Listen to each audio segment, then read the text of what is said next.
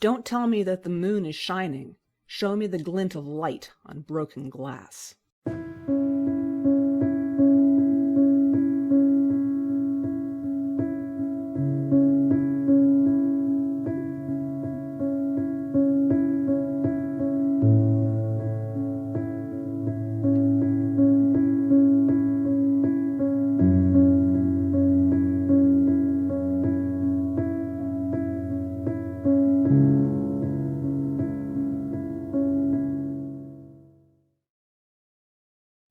Hello and welcome to Shining Moon, a speculative fiction podcast, episode 3. I'm your host, Deborah L. Davitt. Today we'll continue our series by asking questions about hard science fiction. We'll talk a little about the history of this subgenre, what it takes to write fiction that crunches between your teeth, the research required, and more. My guests today are William Ledbetter, M.V. Melcer, and A.T. Sayer. Let's start with some introductions. William Ledbetter is a Nebula Award-winning author with 2 novels and more than 70 speculative fiction, short stories, and nonfiction articles published in 5 languages in markets such as Asimov's, Fantasy and Science Fiction, Analog, Escape Pod, and the SFWA blog. He's been a space and technology geek since childhood and spent most of his non-writing career in the aerospace industry. He lives near Dallas with his wife, a needy dog, and 3 spoiled cats. Hi, Bill. How are you today? I'm great. I'm really looking forward to this. So thank you for inviting me. Thank you for being on. M.V. Melcer is the author of the upcoming science fiction novel Refractions, due out in November of 2023. Her short fiction has appeared in Clarkesworld, Giganotosaurus, Daily Science Fiction, Nature, and others. Born in Poland, she has lived in the USA, the Netherlands, and Belgium before settling in the United Kingdom. When not writing, she is pursuing a degree in astronomy. You can find her on https://mvmelcer.com. Hello, Mel. How are you doing today? I'm very good, thank you. Thank you for having me. And finally, we have A.T. Sayer, who is a speculative fiction writer currently living in Brooklyn. His work has appeared in Analog Magazine, Aurealis, Haven Speculative, and Andromeda Spaceways. His debut novel, The Last Days of Good People, will be serialized in Analog Magazine in 2024. A more detailed list of his publications can be found at atsayer/fiction. Hi, Andrew. Thanks for being on. Well, thank you for having me. It's good to hear your voice. You were a little soft in the last episode, so I'm really glad that you are doing well today and we can hear you. I know. I'm standing. I actually have a mic, and I'm standing closer to it. And I'm trying to remember what my mother tells me about mumbling and not to do it. I talk to my son about mumbling all the time, so we're apparently in good company, your mom and I. So. Oh yes. My mom has a phrase that she always says to me. I've heard it so million times. I'm sorry, I don't understand mumble. All right, let's jump into it. How do you guys define hard science fiction, and what is the main difference between it and, say, space opera? I'll pick on Bill first, since he's at the top of my list. So I think the way I define hard science fiction is basically anything that doesn't break the known laws of physics. Okay, and I think it's a lot broader than a lot of people realize. A lot of people kind of think of hard science fiction as very physics and nuts and bolts based, but I think it's much broader than that. I think as long as it doesn't stray into the magical kind of impossible type things, then it kind of fits. I think the difference between it and space opera tends to either span vast areas of space or long periods of time. Like The Foundation, by Asimov, and Dune, and Quantum Evolution series by Derek Koonson is one of my favorites. That and the Night's Dawn series by Peter F. Hamilton. Those are all great examples of space opera. But hard sci-fi seldom deals with those vast distances or the time scales. Basically because you have to use things like warp drives and FTL drives and portals or gates or something like that. Of course, you have some that kind of straddle the line, like The Expanse, which, yes, I think The Expanse is kind of hard science fiction, except for the the MacGuffins of the protomolecule and the gates that the protomolecule creates. So yeah, it's hard science that, fiction until the moment they start going through gates. Then it becomes sort of a Halo fan fiction, in my opinion. But that's just me. Right. Yep. Mhm. So that's pretty much my take on it. Yeah, Mel, do you have anything to add? Yeah, I think I agree. I think my definition would be, well, the primary thing is, something that doesn't break the known laws of physics, definitely. However, I think I would accept a one, like you mentioning in the Expanse, you've got one MacGuffin. So okay, for some space opera, okay, maybe some hyperspace, which faster than light travel, which we know it does actually break the known laws of physics. So you cannot really, in theory, have hard science fiction with faster than light travel. But I would still, if you have a world which is set in a slightly space operatic venue, but it's still within that world. There's nothing more. There's nothing more that is magical. There's everything else really follows known physics. Then I can accept this one breakage and still consider it fairly hard or hardish science fiction.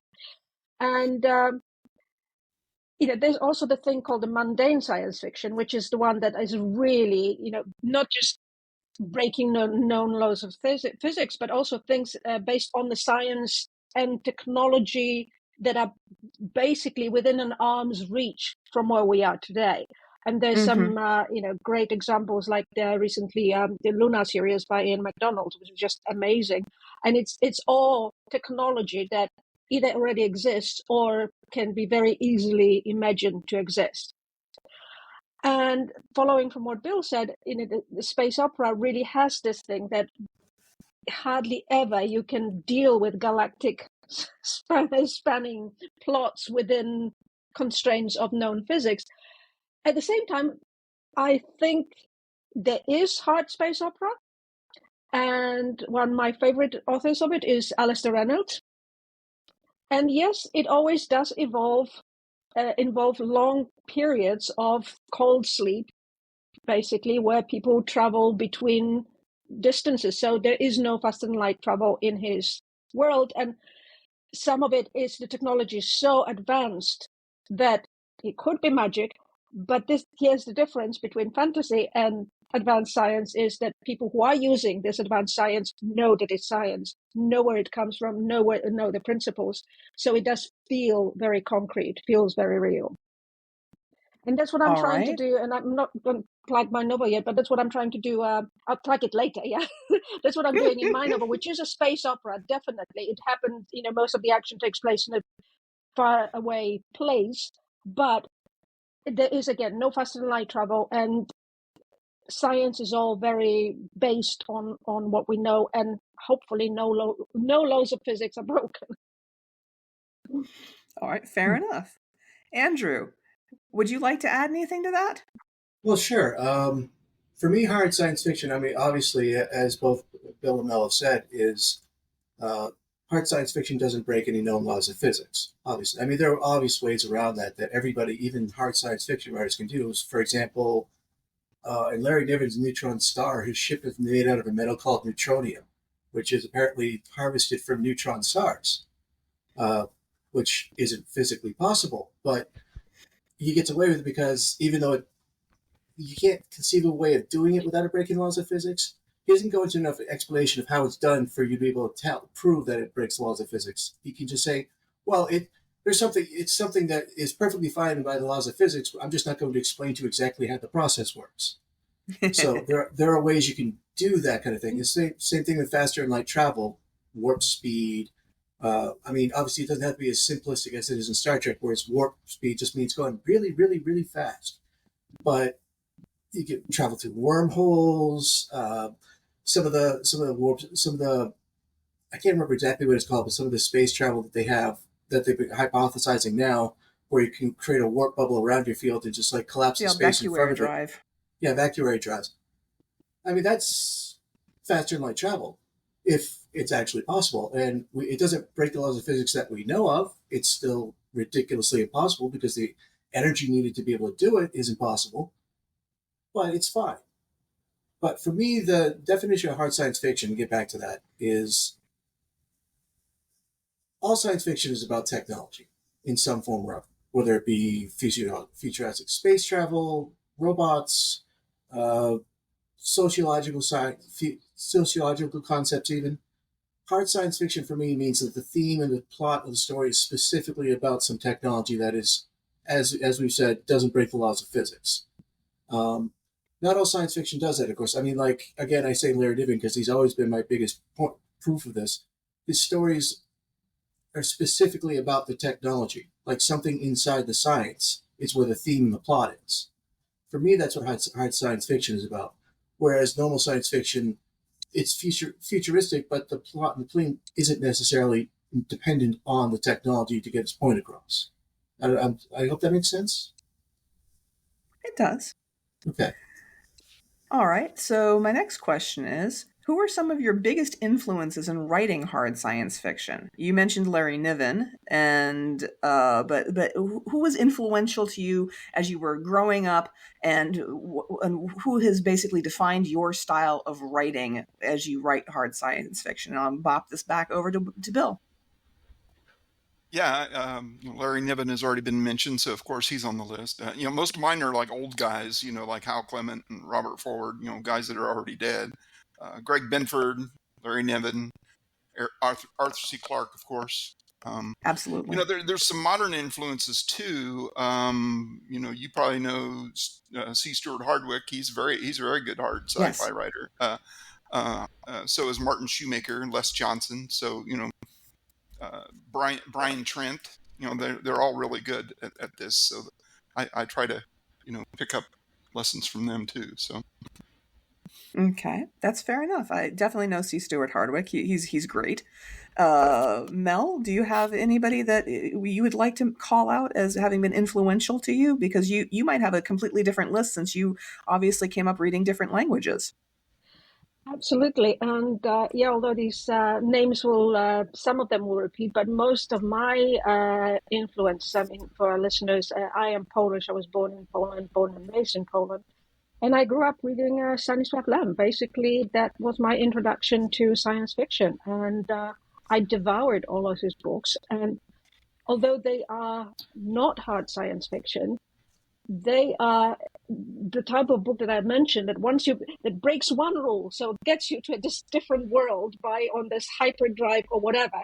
But once you're there, the science is 100% real, and it feels real. Everything follows rules of physics, rules of nature.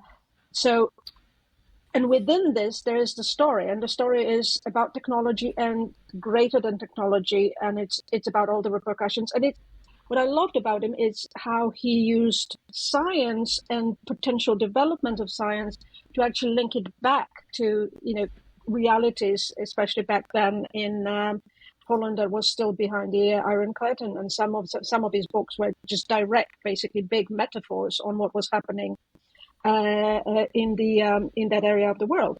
So like Eden, for instance, one of my favorite books was obviously a bit ironic. Eden wasn't exactly Eden, or Invincible, one of my favorite books of his. They were really big influences.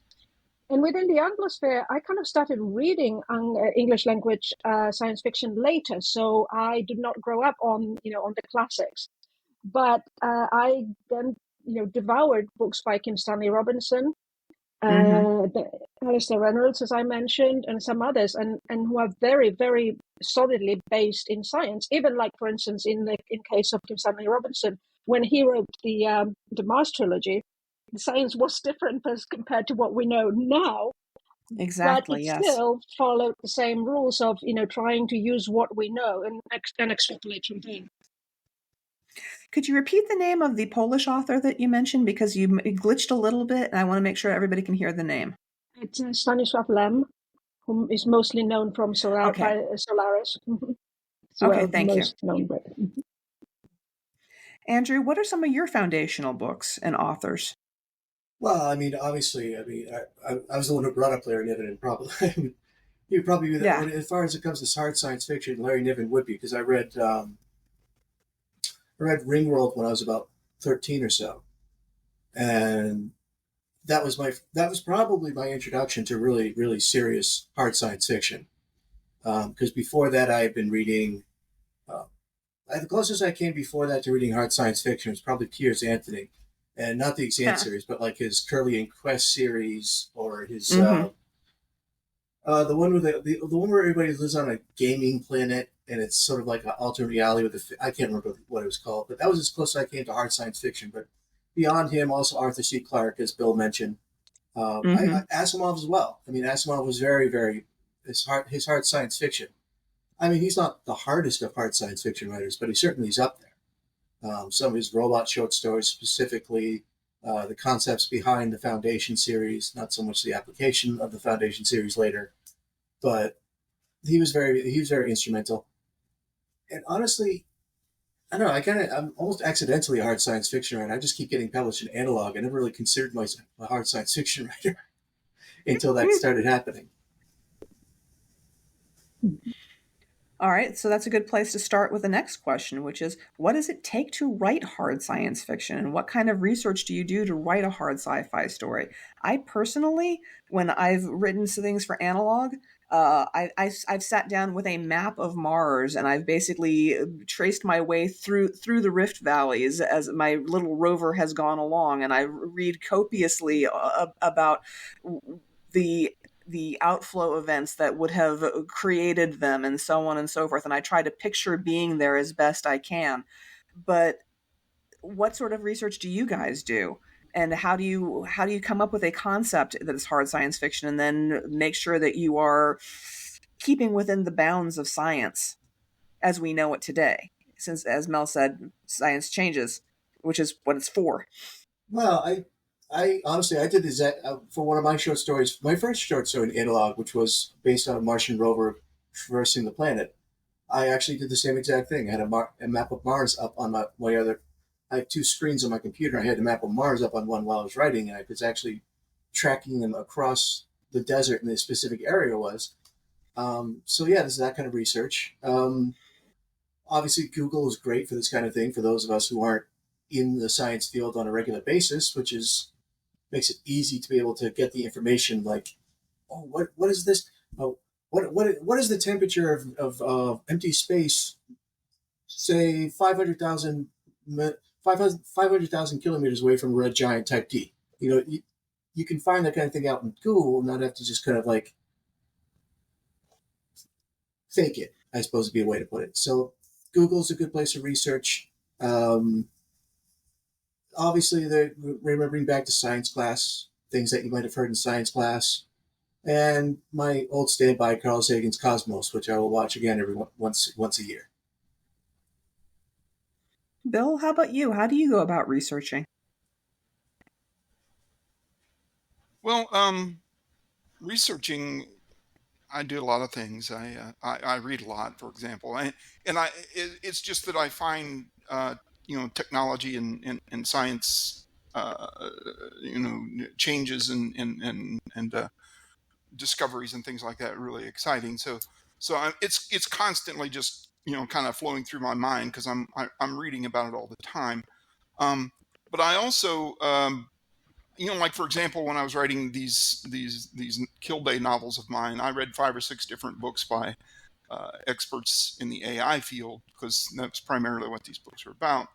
And then read some papers online about nanotechnology and things like that. I usually just read the summaries. A lot of that stuff is kind of way over my head, the actual scientific papers.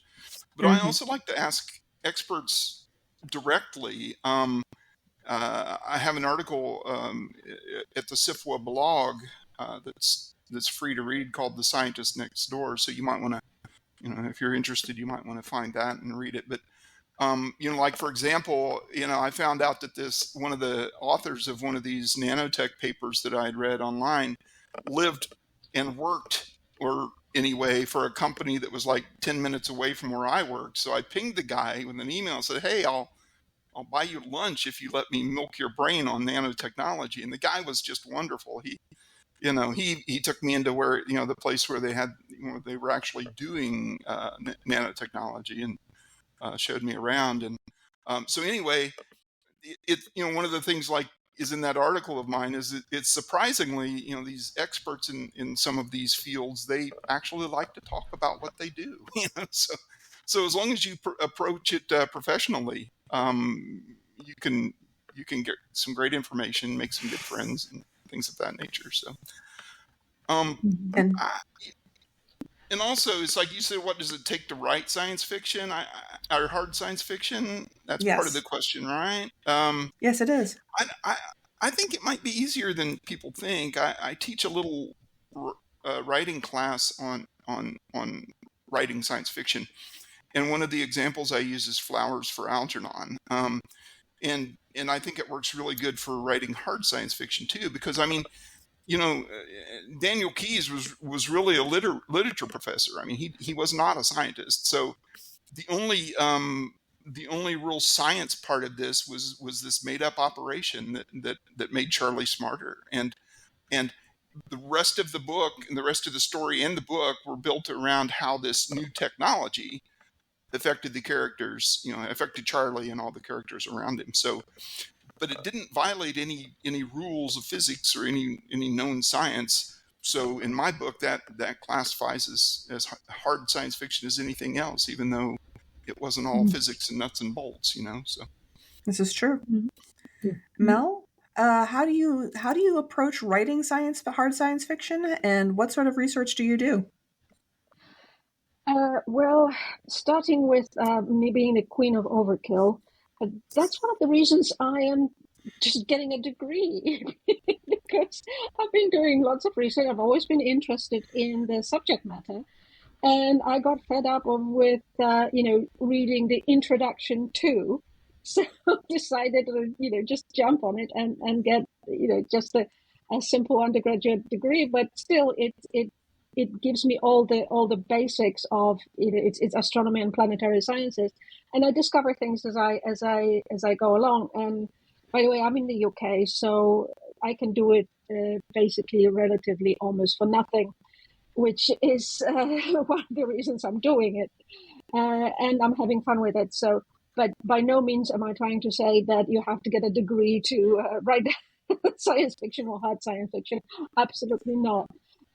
Because for me, the first thing is the story. It's what I want to say, and what are the people in the story, what dilemmas they're facing, what is the theme I'm trying to explore.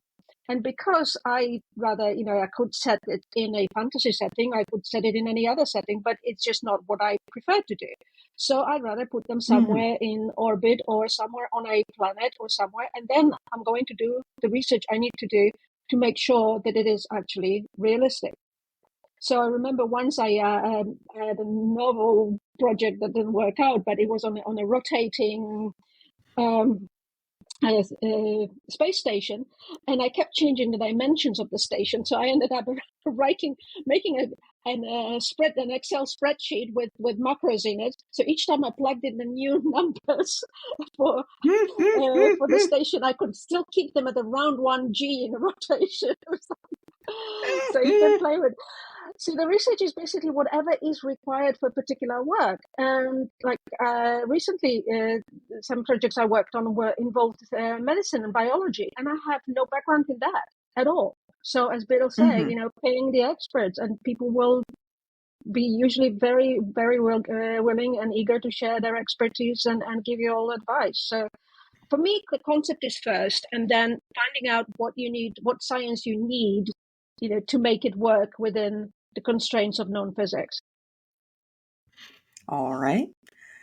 So talk to experts. Don't be too shy. Don't be afraid to talk to them. Do your research. Whether it's Google or reading books or talking to people, all sounds good to me. If I may add one thing. Sure. I think one of the toughest part that makes it hard science fiction, I think, in writing is coming up with a list of questions that you can ask the experts. Yes. Because so often, if you don't know an area of science or have no idea, you don't even know what to ask. And even worse, there is so much misinformation ingrained into us through media. Because, like if you go into the vacuum of space, you should explode, or you should, something like that. I mean, it's just not true, but we've seen it so often that it almost becomes unrealistic. You don't show it this way. You actually have to explain, like, no, you don't explode. That's actually a question that I have reserved for the alternate history one, which is, how do you know what you don't know? How do you make yourself aware that you don't know something? And that just comes down to doing the reading. And that leads into the next question, which is, what's the biggest barrier to people first writing hard sci-fi? And I would say, from my perspective, is somebody who wants to get started, it's the barrier is just almost, it probably looks almost overwhelming how much knowledge they have to gain before they first put words to paper. How do we break down that barrier? And I'll bounce that over to Andrew. Well, I think the biggest barrier would be the same as it is with any type of writing, which is being able to grasp the concepts.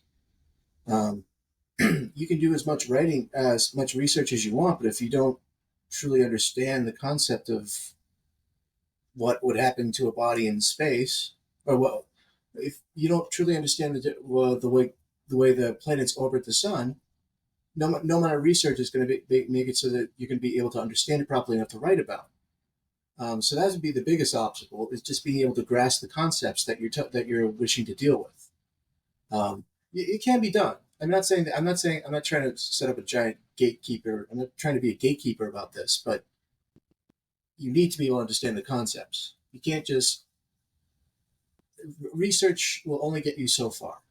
You have to be able to understand what it is you're talking about on a more personal or intellectual level, I suppose is the way to put it. You have to grok them, I suppose I'd say. Do you agree with that, Bill? Do you think that you can research your way out of ignorance? Well, I've done it a few times. I have this tendency to bite off more than I can chew, and I start into this stuff, in a blaze of imaginative glory, and realize it's like, yeah, I know this is possible, but I have no idea how it's possible. So I end up having to dig deeper and deeper and deeper and deeper. And I think I'm in a writers group, and I've had people tell me in the writers group and in other venues where they prefer other genres because they just don't feel like they know enough to write science fiction, and that's kind of one of the reasons that I started teaching that class, to show them in different ways how it's like you can write science fiction, you can write hard science fiction even if you do it in a way that kind of doesn't violate what Andrew said, because it's you kind of do it in a way that takes advantage of the knowledge that you have, just like Daniel Keyes writing Flowers for Algernon. He wasn't a scientist, but yet he understood people, and that's what his story was about. And the science played, although it changed the lives of everybody in the story, it was actually a very small part of the story. So anyway, I think, kind of the way to break down those barriers is with education and outreach, encourage people to write hard science fiction and yeah. And Mel? Yeah, I think I will agree, because it's also about setting, what you want to write about. If I wanted now to write a very detailed story dealing with biology, for instance, I would have to, I almost wouldn't know where to start. I mean, I have some very basic education in biology, but it would be a giant challenge for me. So I'm probably not going to do it. But there are plenty of stories I can tell that are set in different worlds where I have some information, some basics where I can deepen my research instead of just throwing myself onto things where I have completely no idea. So I think one of the barriers is to understand the hard science fiction, that it has to be in space, that it has to deal with this, or it has to deal with details of orbital mechanics. It might. It doesn't have to. It's, first of all, it's story. It's what we want to say, and then asking yourself as a writer if there is any science that needs to be investigated, and then getting some experts to help you through it. All right. So Well, just a little aside, kind of one of the tips that I give people sometimes is to don't paint yourself into the corner with the details. It's like, yes. If there are if you need three things to, for a reader to work this equation and prove you wrong, then just give them two of them. Don't give them the third one. Exactly. That way Yeah. they can extrapolate that third one on their own if they really want to. But it makes it a little harder for people who are smarter than me to come back and say, "Oh, you got this all wrong." Yeah, nobody Once wants upon a time, when I was writing a fan fiction, I was using the in-universe stuff that the video game that I was basing this off of had given us, and it was talking about units of force in terms of newtons from this particular type of sci-fi photon torpedo type thing. It wasn't a photon torpedo, but it was a torpedo. And I was using this as a comparison for the amount of force that was being exerted by a mental attack, because in this setting they had psionics. And I got a 5-page email from a reader saying that the math was wrong. And I'm sitting there going, I didn't do any math. Well, and I'm sitting there going, it's a fan fiction. Just flow with it. Just go. But you used to work for NASA. You should want to have everything correct. And I'm like, yes, but I was a technical writer for NASA. There's a very big distinction between what I did for NASA and what engineers do for NASA. What was the famous story?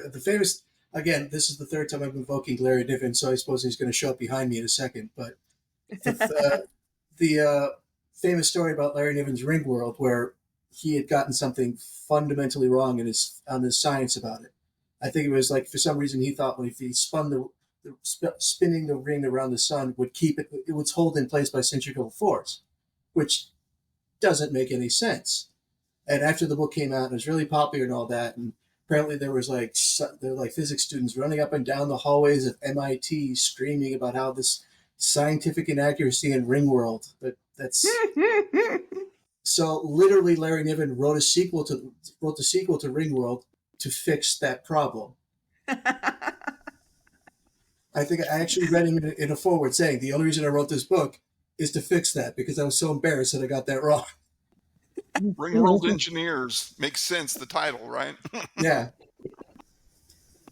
I had a similar story with. I had a flash fiction piece published in Nature Future called "The Schwarzschild Defense," and it, as the title suggests, it deals with black holes and shenanigans of somebody who murders somebody by a black hole. But I got a quite long letter from somebody telling me about how he had a different idea about functioning of black holes. And then, he wasn't exactly the proponent of the Schwarzschild equation. Like, no, we're not going to go there. Yes, hard science fiction fans can be very strange. Just as strange but we as love them. Yes, just like we love fan fiction fans. Yes. Is that a thing? Fan fiction? Okay. They are readers, and we love them in spite of all their quirks. Yes. Right. So we're going to go ahead and dive into your stories now, because we have to keep this moving along. Okay. All right. So the first story that I wanted to talk about is Vigilance by William Ledbetter. And I'm going to give a little recap of it, which is it's a flash fiction in which a grandfather goes over the rules of defense with his grandson. They're living in the aftermath of a huge asteroid having impacted in Mongolia, which plunged the world into nuclear winter for 3 years. Starvation had been common, and the survivors, it's inferred, turned on one another. A lot of the narrative is carried in inference, such as the grandson's realization near the end that the 3 rules of defense weren't made for bandits, but for someone or something else. And I wanted to talk to you about what makes this hard science fiction. I think this is actually a very literary story in many regards because of the ambiguity of the ending. So I really enjoyed it. I had to have a little mental tussle with it to find out what I thought it meant. But what makes this hard science fiction for you, Bill? Well, one, it doesn't violate any of the laws of physics. But two, it takes something that is, I mean, this future not yet having happened event, and shows how it's impacted the lives of the people in the story, which is the way that I think science fiction kind of needs to work. But yeah, it implies, there's all this talk of these bandits and people coming to kill them and things like that, and this grandfather makes his grandson recite the rules of vigilance, basically, and but it's not until the end that the grandson comes back and says, "Well, you weren't talking about bandits, were you?" And he was really talking about vigilance, of watching for the next asteroid, because his grandson had already talked about, he had heard all the stories about how people used to one time go into space, and he said that he wanted to do that. So that's when the grandpa started asking him about these rules, to kind of See, I to didn't make. get that. You I didn't think get that's a very. that. I did not get that. No, but I enjoy hearing the authorial intention behind it, because I liked. I was approaching it from more of a sociological standpoint, so I was like, you have to be aware of not just of the bandits, but of the people around you. So it was interesting because I had read analog for years and years, of course, and I had this is the first story I had sold to Trevor, and I'd written all these stories that I thought he would love, all these really hard sci-fi stories, and put a lot of effort into them. And then I ended up selling him this little 1,000-word story that really doesn't have any of physics or nuts and bolts in it. But when he bought it, he goes, "I love this. This is the perfect analog story." And it's like, who knew? Okay, then. Yeah, he approached me at a convention back in 2018 or 2019 when I was on a panel with him, and he says, "You're getting close. Keep at it." And I'm like, "Okay, I'll keep at it." I know your name, and I'm like, "You know my name? Oh my God! I didn't even have the guts to approach you." Yeah, he's that's a he's great a when really an good editor guy. does that. Yeah. Yeah, he is. He's great. All right, so the next story I would like to move towards is actually by Mel. And this is The Falling, which appeared in Clark's World in 2021. It is freely available for people to read, so I highly encourage people to do so. I'll summarize it briefly. The narrator lives aboard one of a series of ships designed to save humanity from a black hole. In order to escape his gravity, lower rings would have to be sacrificed, but until the bitter end, the narrator maintains that it will never be by her hand. Lives are sacrificed on a point system. As an engineer, she could have saved herself, but not her niece or her sister. So this is a harrowing and absolutely uncompromising read about a person suspended between physics and morality, and I absolutely loved this story. The top rings could be free if only they would choose to let the rest of the crew die. And apparently, there are other ships in this universe that were also around this black hole, and each one of them has in turn just escaped. They have given in to the morality situation, and they have escaped. And so, how did you come to devise this particular turn of the screw for the people on board this ship?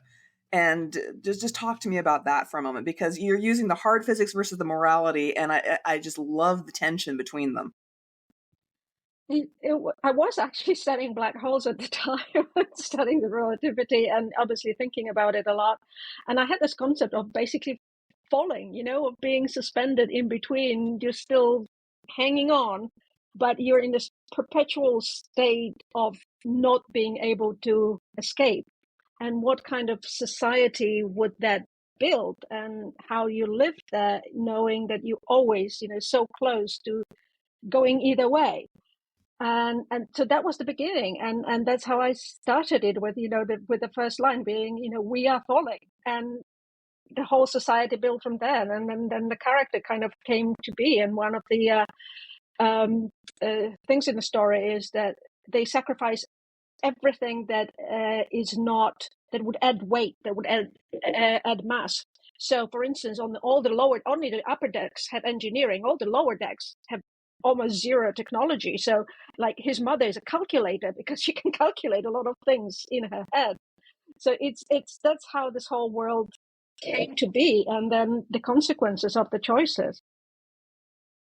All right. You also told me that. Interesting. Go ahead. No, sorry. Something interesting. I thought Deborah was referring to the protagonist as her, and as I was reading, I was referring to the protagonist as he. But you never really said throughout the entire story what gender the protagonist was. So you did an excellent job with that.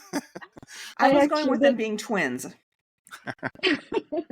I did actually ask several readers for who they what they thought, and it was really split. They thought it was a male, female, or whatever, but it's never said in the story. Yeah. That is clever, because I went with them being twins, although they weren't fraternal twins. They didn't look alike. I saw that was very specifically called out, but because of that, I went with the she. But yeah, that was very cleverly done. All right. So my next question for you is, talk to me about, you specifically said that there is the equation in the story is wrong, and you did it deliberately. So why did you do it deliberately? And talk to me about the difference between Newtonian physics and Einsteinian physics, and why did you do this? That's the thing I wanted to put, because it's it's the following. It's the gravity, the simple equation, distance and mass. And it is a functioning equation, but it is the equation that we all know is the Newtonian law of gravity, which doesn't hold it holds only in flat space. And in the proximity of black hole, by very definition, space is not flat. So we should not be using the Newtonian. We should be using the Einstein field equation. And me trying okay, I really should put in an Einstein field equation, but have you seen Einstein field equation? Most people will not even know how to read it, and certainly not what it means. So I just went with the with the approximation and made a decision of, okay, this is an equation most people recognize, and it still holds because it's still mass versus distance. So it is still true. At the same time, it's wrong. I love that. Have you gotten any fan mail about that? No, and especially not about any about the field equations. Right. So then we're going to move to one by Andrew, which is I'm Not Robert, which appeared in Bewildering Stories in 2017. A man who has died is brought back in the body of a bioprinted android and is forced to realize that he's not the person who died, in spite of the comfort that he brings to those who lost them. It's not a literary story in that it has no self-conscious realism, no self-conscious narrative gaps or leaps, but it does bear the hallmarks of hard science fiction, where there are absolutely no easy answers. The original man that Robert was is dead. There is no consciousness transfer. There's no transmigration of the soul. There was a man named Robert. Now there's an android by that name, accepted by his family as real, but he's not real to himself in a sense. At the end, Robert the android can't bear to hear his daughter crying in the night and promises that he'll always be there for her, seconds after bleakly realizing that he can never express that he's not who they think he is, lest they reformat him or take him apart. His reaction appears to be instinctive. Does he protest too much his lack of reality, Andrew? Is that where we're supposed to take away from there at the end, is that he might be more real than he thinks he is? Yes, pretty much. The idea I had when I was writing that was, excuse me. The thing is, the memories. He's given all the memories of Robert. So, and then you get into the question of, is our consciousness anything more than just our memories? Yes. And so that at the end of the story, where he realizes on an intellectual level that he's not the physical person that was Robert, that actually did all these things that he remembers. He's something that's only been in existence for 2 weeks. Mm-hmm. But hearing his little daughter cry because she had a bad dream in the other room and going to comfort her, it's it basically overwhelms his intellectual part of it, and it gets to the emotional part where he realizes, where it's like it doesn't, at that moment, it does not matter to him that he's not actually Robert, because the emotions are making him feel exactly the way it would make Robert feel in that moment. Okay. So it's like the emotions of the memories are what trump the intellectual facts of the case, I suppose you almost want to say. And yeah, so basically, I think that answers the question. It does, yes. Okay. So what makes this hard science fiction? Well, it's not the hardest of hard science fiction, I would think, but it still is because, again, by my estimation of what makes science fiction, what makes hard science fiction, is the theme or the plot is very much in the nuts and bolts of the technology, and in this case, it's very much in the nuts and bolts of the idea of recreating people, making these artificial life forms that have all the memories of a person, basically replacing a person. It's the theme and the idea is in the nuts and bolts of that entire process and what the ramifications of it is, which is Okay. where it makes it hard science fiction as opposed to maybe just basic science fiction. That's basic. That's a terrible way to put it, but I could think of a better way of saying that.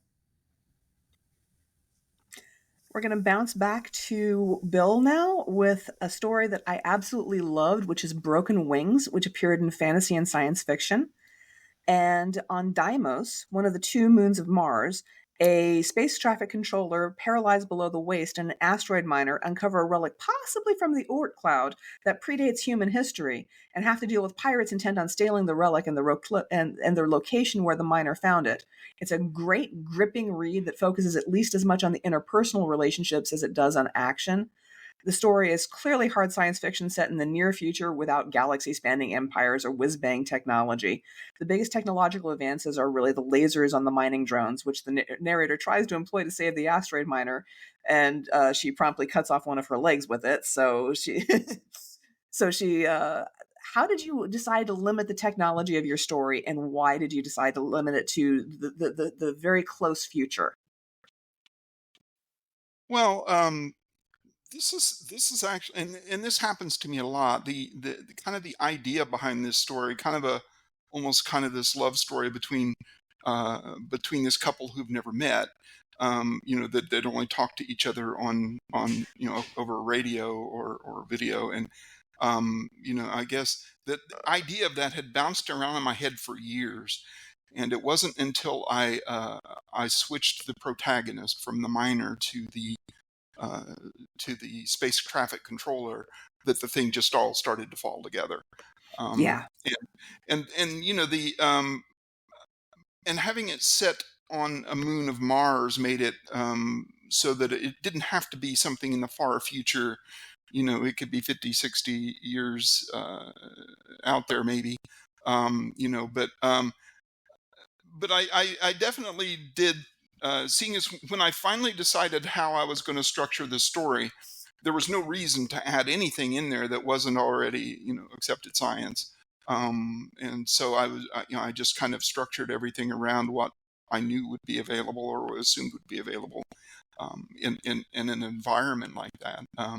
Like and Demos is, uh, it's so small that there's almost no gravity.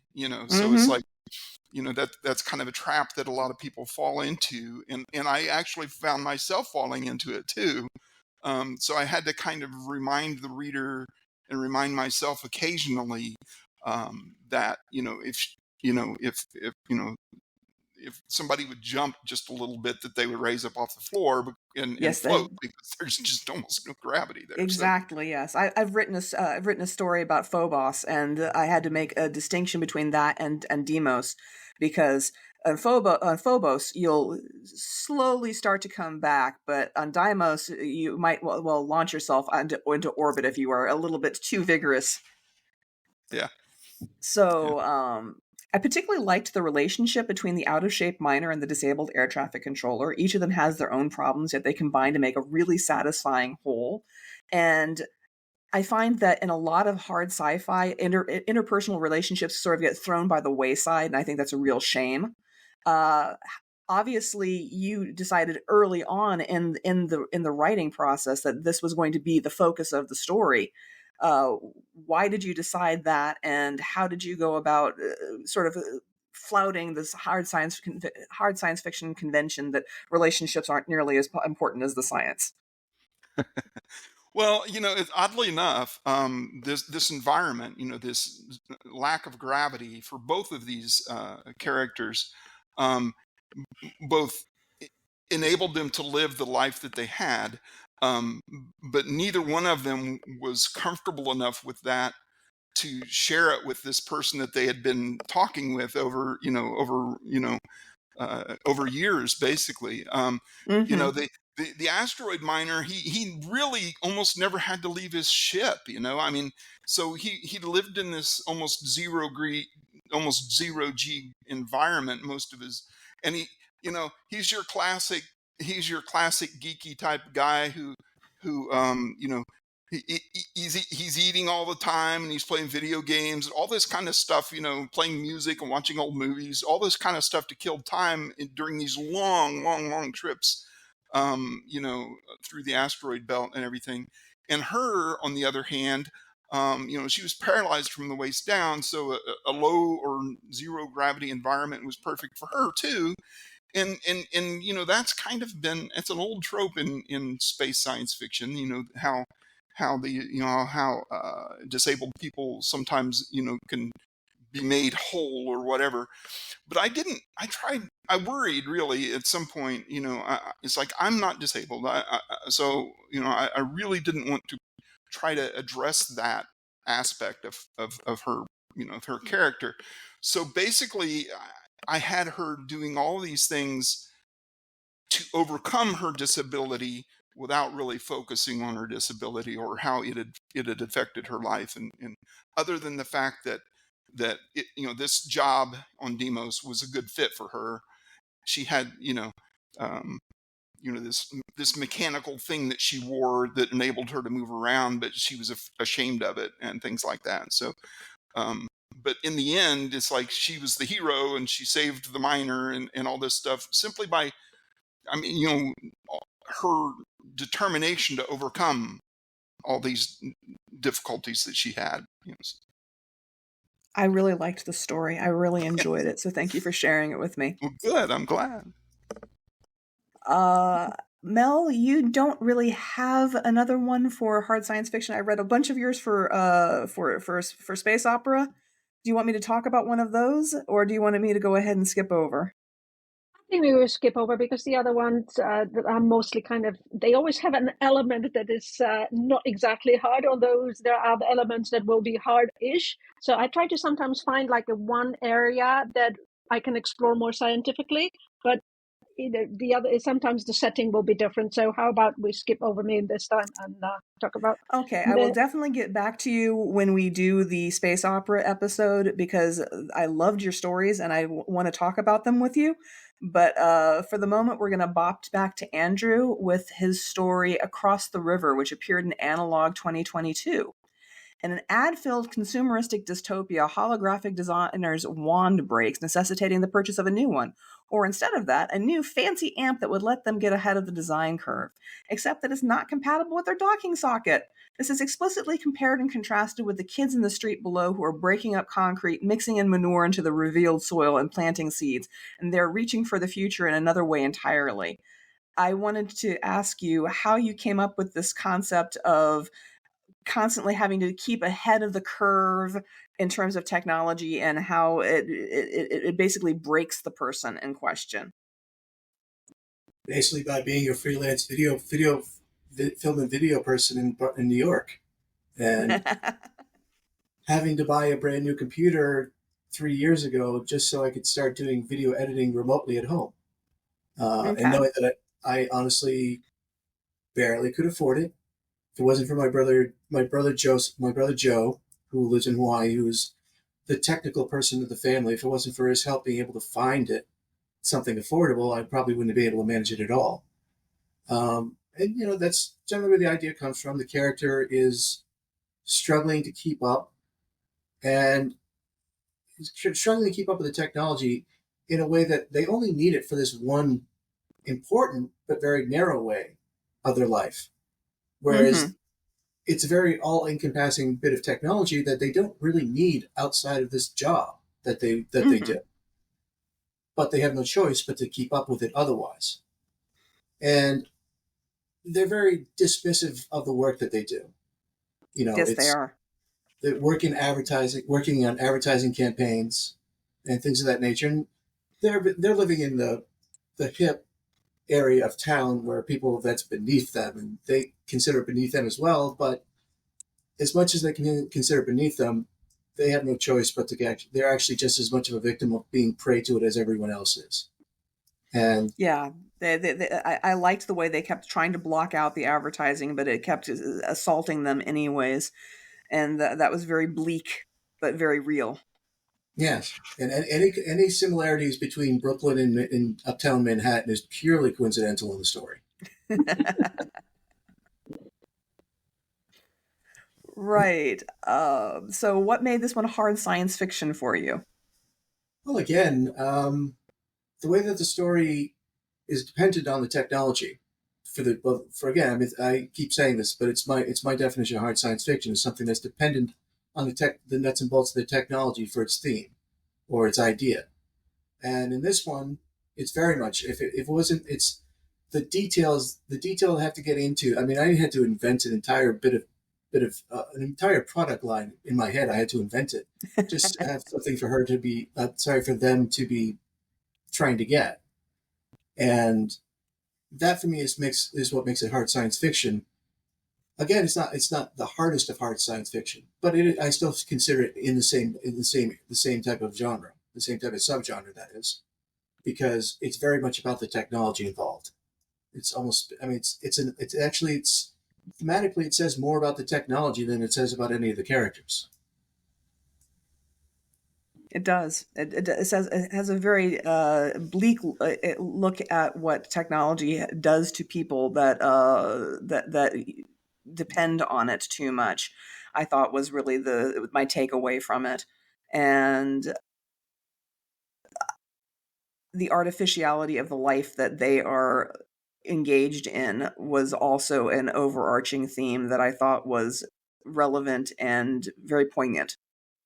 Oh, well, thank you. Of course, the thing that I love most about this story is at the end of it where they have the amp in their brain and they start just thinking about a song and it starts playing, and and it's the monkey song, the song by the Monkees called the Porpoise Song, which is a very deep cut monkey song.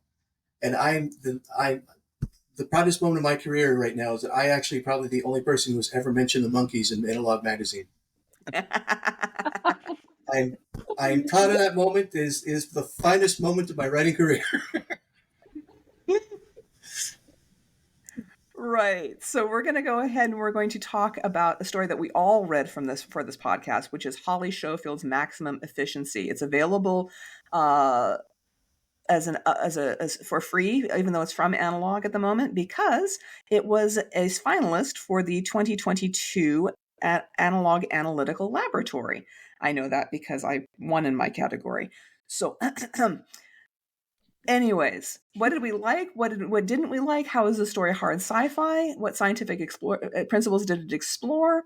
I'm going to do a brief summary here. The story is set after some sort of unspecified cataclysm has devastated the Earth. There are haves and have-nots, and the haves have robots that guard their food supplies and keep the have-nots at bay.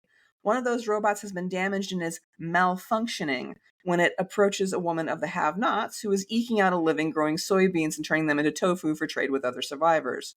This woman also suffers from chronic fatigue syndrome because living in an apocalypse was really not enough.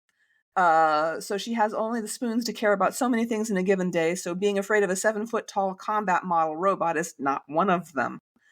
The story concludes with the robot having been revealed as been infiltrated by a software update implanted by a resistance member that decides that for maximum efficiencies, the stores of the haves should be turned over to the whole of humanity, and that his robot brethren should be turned to work instead of to defending the hoarded goods of the affluent. So how would we say that this post-apocalyptic story is hard science fiction? And what did you like? What didn't you like? what can we learn from how it's written? How does it bend or break the rules of hard science fiction? Does it upend any tropes? Have at it. What did you guys think? Well, I can start by saying that, okay, it is hard science fiction because, again, it doesn't break any known rules of physics. And we don't know about a robot like this existing, but there's nothing that would say that it doesn't exist. It can't exist. And in the same way, we can't say that an apocalypse like this is not going to happen because, unfortunately, there are signs. So from that perspective, it is, very much a hard science fiction, despite it never going into the science, never going into the details of, what exactly the programming of this robot was or how it works and what and how. It just works like this. And what I really liked about it was the fact, what you mentioned also, it's how it breaks the trope, because we see this robot approaching and we're expecting there's going to be resistance, there's going to be something. And there's just this woman who just doesn't care. She's got tofu to make. It's like this beautiful line. What are you going to shoot me with? With your stick? Because the robot has a malfunctioning arm, so it only has a stick in its hand, and it's just beautiful. It just totally doesn't care, what's going to happen. Mm-hmm. All right. So what did you guys like about it, Bill and Andrew? So yeah, I kind of thought that this was great. I thought this was a great story, and pretty much agreed that it's good hard sci-fi. I think I may need to go back and reread it though, because I misunderstood it from what you said. I thought that the software upgrade had happened in order to enforce him to go out and kill everybody who's not was not part of the small the small control group, and that it was his being broken that eventually sent him in the other direction, so that he was going to go in.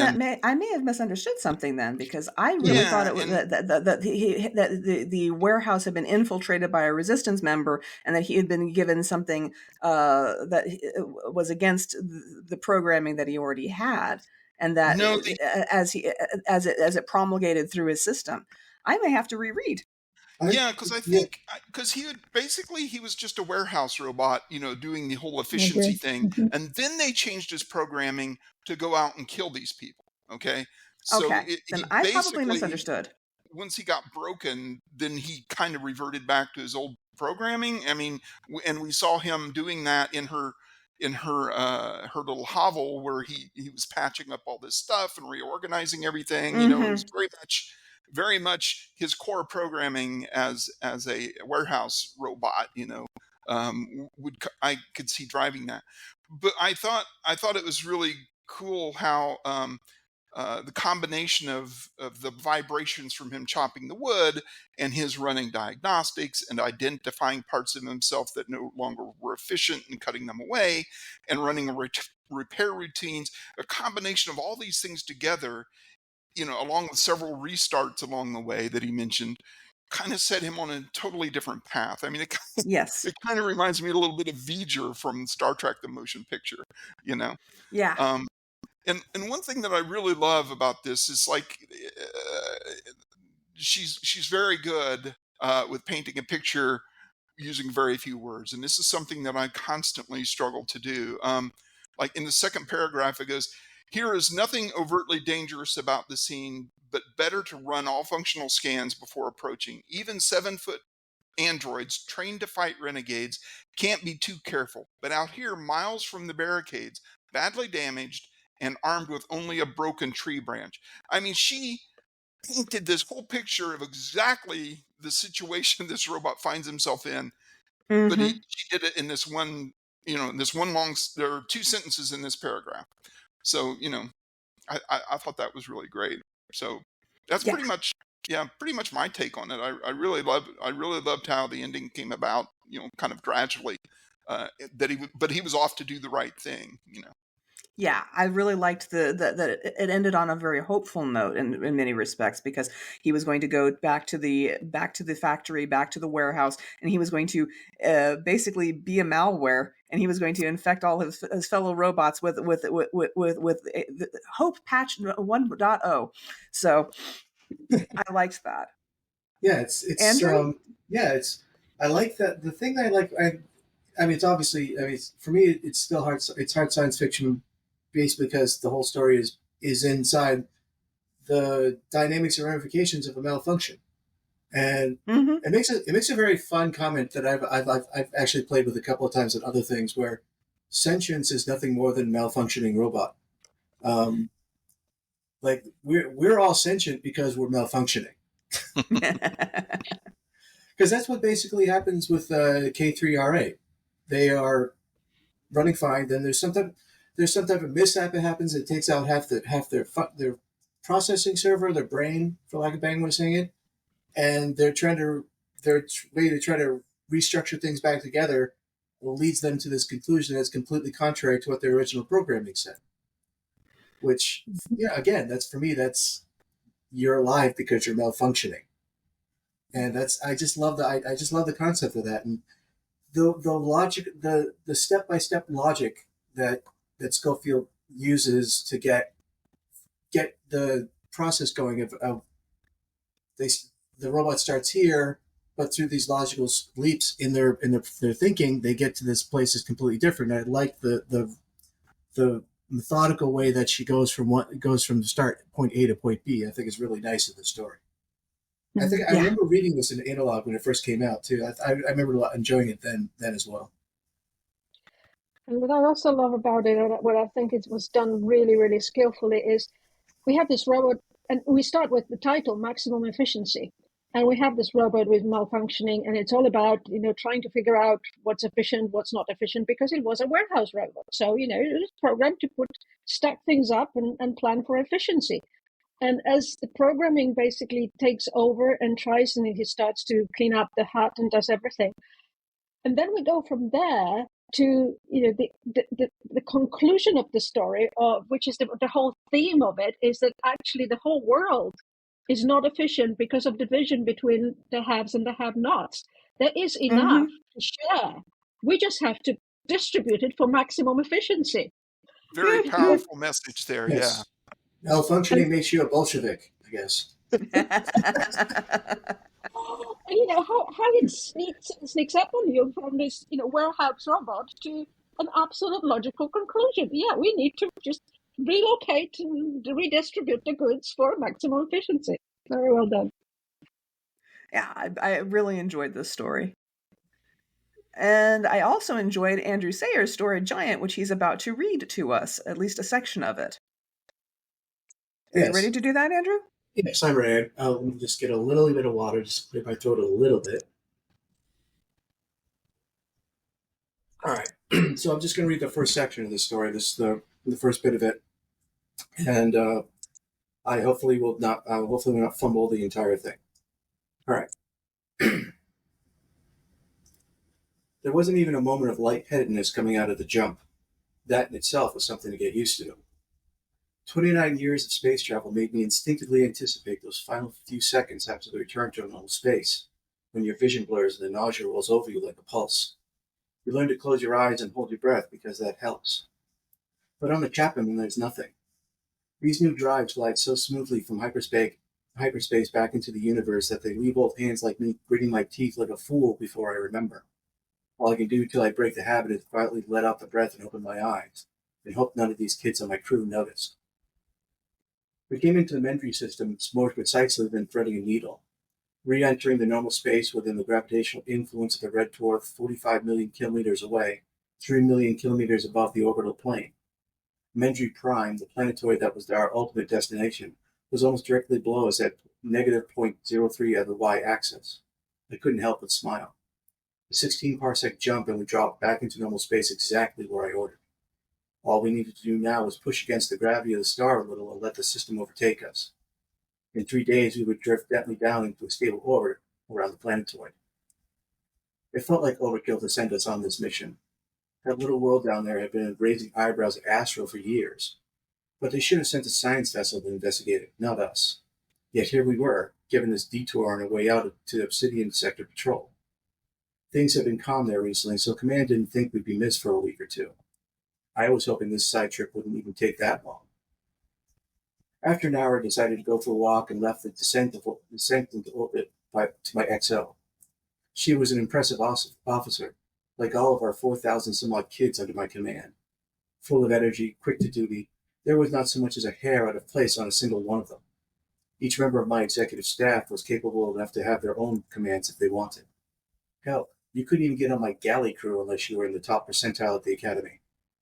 And all under the command of someone who enlisted as a lowly recruit long before any of them were born. I had no particular destination in mind. Up one level, along officers' row, down 2 more through the weapon battery Gamma 6, then into one of the starboard infirmaries. The beds were all empty except for a young engineer who was having a burn treated on his forearm by the doctor on call. He had brushed against the vent pipe while finishing some maintenance work on the engine exhaust and the point thruster array. As he told me about it, he almost sounded embarrassed at not being perfect. I smiled at him understandingly, hoping it would put his mind at ease, and left. The SS Chapman is the top of the line, the newest and most powerful vessel in the galaxy. Nothing anywhere could match it. 5 kilometers from bow to stern and 20 levels tall, it was a sleek, imposing figure in the black. Only a couple years out of dock, it was revered, maybe even feared, by every sentient being. It alone was equal to the entire Pelox Armada. The Avros had nothing close to it either. Not even the Greys had anything as advanced as this vessel under my command, the great gleaming flagship of the human empire. After a few hours of aimless wandering, I took a tube back to my quarters and opened up the report on the Mendry system. Red dwarf star, spectral type M. It had one tiny orbiting planetoid, but beyond that, there wasn't so much as a minor asteroid belt. The universe was full of systems like this one, insignificant stars drifting through the void alone or with only minor company. Mendry Prime was just a little over 900 kilometers in diameter, barely even a planetoid at that size. It had first been discovered ages ago, before the Ganymede Wars or the conquest of the Nerimdes, and before all the first contact events when we were all still alone, before jump drives and colonial expansion, even before the first Mars colony. Before all of those great moments of human history, one of those ancient orbital telescopes had recorded the star's wobble among the first 10,000 we had found. With all the rest, it was measured, catalogued, and promptly forgotten. The orbital plane didn't line up with Earth's vantage, so they couldn't use the transit method to learn anything else. All they could tell was that the star had one orbiting body, calculated from its radial velocity that it was likely a gas giant with a closed orbit. A hot Jupiter, as they used to call them. Not the usual system configuration, a gas giant being in that close, but not particularly rare either. Which is the thing. Mendry Prime is not a gas giant. It's a fraction of that size, and it shouldn't have that kind of gravitational force on its parent star. A gas farm syndicate in the Ovalid system doing initial stellar surveys had noticed. Mendry's orbit plane was perfect from their vantage for transit observation, and in their survey of what was historical records told them was a gas giant, all they found was this tiny little rock, dip in the star's light just barely recordable as it crossed. Thinking it was just an error in the database, and also not a gas giant, so of no interest to them, they sent their findings onto Earth Command and promptly moved on. But it wasn't an error. The radial velocity measurements taken all those centuries ago were correct. Astro confirmed it when they checked. Yet the transit observation data from the syndicate showing a planetoid barely big enough to be a proper moon of Jupiter, let alone to have the gravitational force of it, was also correct, as were the radial velocity measurements taken from 4 other systems spread out over the Empire. It was a mystery, or more accurately, a curiosity. A strange little system near nothing with odd properties no one could quite understand. But it wasn't like the fate of the universe or even the Empire was at risk. Astrotechs liked to talk about it, and the paper too was published speculating about what could be going on in the strange Mendry system. You even got a little play in the news feeds, where it got a nickname, Giant. But apart from the cute wordplay and the occasional dinner conversation between scientists, nobody anywhere thought all that much about it. Sooner or later, someone was going to be sent to find answers. But it could wait till the peace was achieved, the Empire secured. That was a whole universe to exist and to deal with. There was a whole universe to exist and deal with important matters that affected the Empire would always come first. A tiny little rock, no matter how odd the data, would never be a priority. But even the most insignificant things get looked at eventually. when there's time. And 5 years later, here we were. It's up there. There we go. Do you mind if I spoil the rest of the story by talking about it, or do you want me to go ahead and just ask you some questions about what we have so far? No, we can talk about the rest of the story. I mean, this came out 3 years ago. I don't think. I think even for obscure things that nobody has ever read, even that's well outside of the spoiler rules. All right. Well, this appeared in Utopia magazine in 2021. People should totally check out the rest of it. And this anomaly that has been discussed in the beginning of the story has to be understood. And then as they start to analyze it, and it's a tiny little moon, it is revealed that it's the remains of a giant ship, that one that would have warped the gravity of any system into which it passed, and then something else destroyed it. This, first of all, I really appreciated the sense of wonder, the sense of giants in the playground, as you get from the old Babylon 5 quote. And this also strikes me as being a hybrid story, because there's a galaxy spanning a human empire, there's artificial gravity on the ships, there's godlike aliens, but there's also all the trappings of hard science fiction and all the details that you put into getting into the orbit of the planet and the scanning of the planet and the transit method and everything like that was originally devised to try and understand the planet at a distance. And so, yeah. Would you agree that it is a sort of a hybrid story, or would you really class it as being hard science fiction?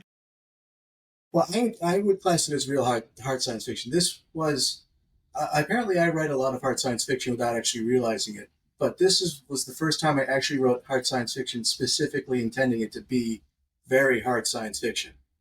Okay. I mean, it has a space. I mean, yes, it does have a space opera sort of setting, because it's on a giant ship and from a space empire. But you'll notice how the stuff about yes, they have gravity on their ships, and yes, they do hyperspace jump, but I don't actually explain how either one of those things work, because that's not where the story is. The story is in the mystery of Mendry Prime and what Mendry Prime is, what Mendry Prime turns out to be.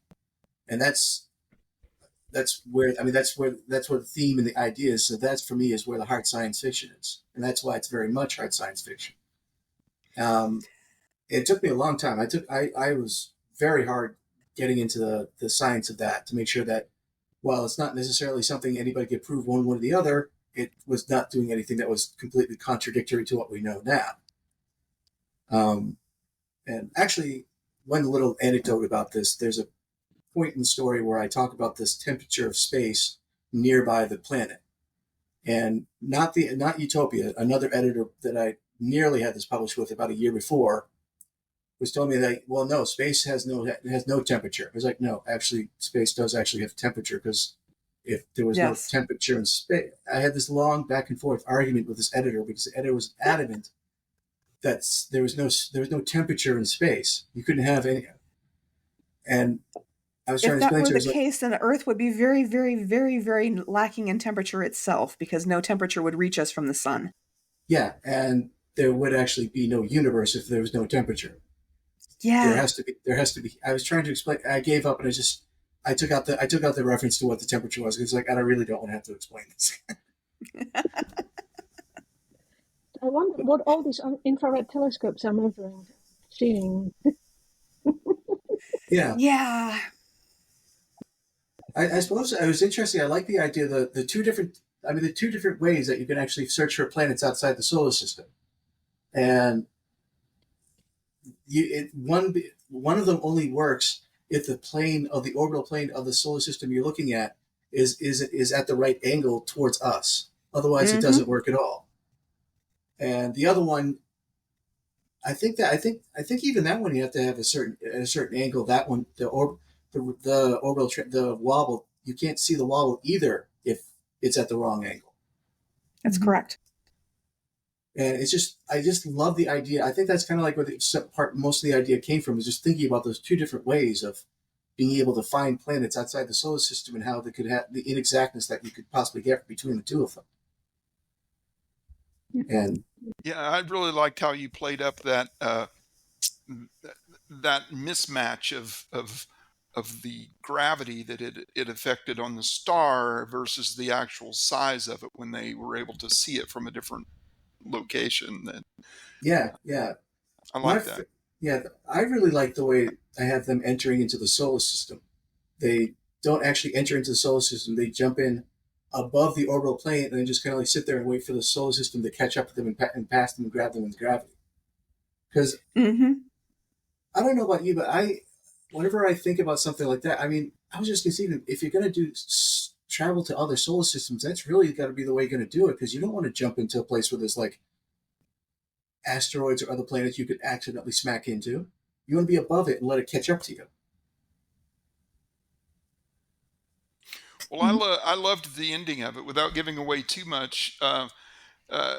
He referenced the hubris basically of our human empire, and that how we would stay for millennia if we needed to, in order to extract every bit of knowledge we could out of what they had found. But yet there was that sobering realization, I think, that Deborah's already touched on, that it's like, okay, this was a massive ship and something way beyond our capacity or capability to even understand, and yet something else destroyed it, and that something else might still be out there. Yeah. Exactly, yeah. Yeah. I love the ending. Yeah, and he was walking through. It starts with him just parading through his ship. It's like, how wonderful and how invincible and how the best it is. And then we end up with Ozymandias. Yeah, exactly. Very much. I assume most people have read Ozymandias, or at least are familiar with it. To grab that, I was totally ripping off Ozymandias. I was totally. But yeah, I mean, it's the very first time I intentionally wrote something. It's probably the hardest science fiction story I've written, I think, by far. And I have always liked the way it came out. I think it came out awfully well. It did. Well, thank you all for having been a part of this episode. It was a delight speaking with all of you. Next week is our first speculative poetry episode, in which three dynamic poets will enter a poetry thunderdome, creating verse to random prompts under a strict time limit. We'll also talk about speculative poetry, what it takes to write it, who reads it, and where you can find it in the wild. Again, thank you for having been on. I appreciate all of you. All right. Thank you for having me. me. And we are out.